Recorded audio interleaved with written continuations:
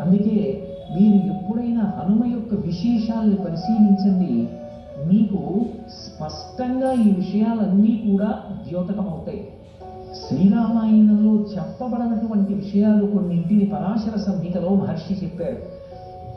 హనుమ ఉపాసనకి సంబంధించినటువంటి విషయములన్నిటినీ కూడా క్రోడీకరించి ఒక చోట గుడిగుచ్చి మనకి పరిశీలనం చేసుకోవడానికి, అనుష్ఠానం చేసుకోవడానికి అత్యంత వీలైనటువంటి రీతిలో మనకి పరాశర మహర్షి అందించారు.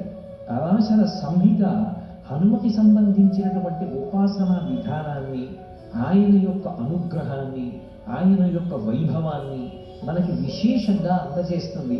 హనుమ క్షేత్రములు ప్రధానమైనవి ఎక్కడెక్కడున్నాయి, ఎక్కడెక్కడ ఆయన యొక్క అనుగ్రహాన్ని పొందడానికి వీలుగా ఆ క్షేత్రాలు ప్రకాశిస్తున్నాయి, ఈ విషయాలన్నిటినీ కూడా మనకి పరాశర సంహిత చెప్తుంది.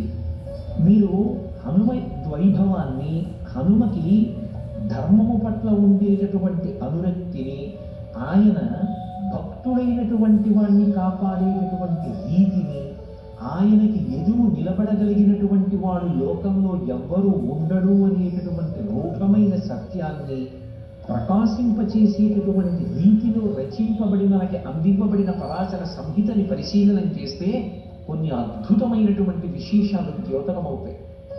శ్రీరామాయణంలో ప్రస్తావించబడకపోయినప్పటికీ మైరావణోపాఖ్యానము అనే ఉపాఖ్యానాన్ని పరాశర సంహితలో మహర్షి చెప్తారు.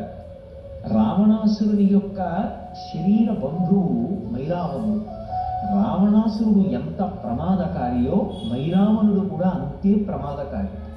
పైగా విశేషమైనటువంటి మాయాశక్తులను కూడా తీసుకుని ఉన్నవాడు.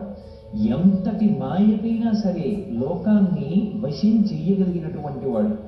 అటువంటి వాడు పాతాళంలో ఉన్నటువంటి లంకాపట్టణానికి అధిపతి అయి ఉన్నాడు. ఆ మైరావణునికి ఒక చెల్లెలు ఉండేది, ఆమె పేరు దుర్దండి. ఆ చెల్లెలు దుర్దండికి ఒక కుమారుడు ఉండేవాడు, అతని పేరు కాలమేఘుడు. ఒకప్పుడు దేవర్షి అయినటువంటి నారద మహర్షి లోక సంచారం చేస్తూ పాతాళంలో ఉన్నటువంటి లంకాపట్టణానికి వెళ్ళారు. వెళ్ళి ఆ కాలమేఘుడు అనబడేటటువంటి వ్యక్తిని చూశారు. చూసి ఆయన కొన్ని మాటలు చెప్పారు.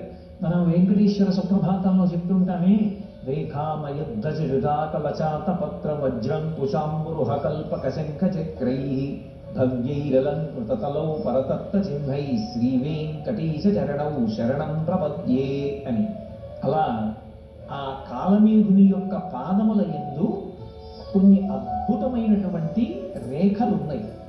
ఆ రేఖలు ఎవరికి ఉంటాయో అటువంటి వాడు చాలా ఉత్తముడై, పరమ భాగవతోత్తముడై, చాలా గొప్ప చక్రవర్తి కాదు.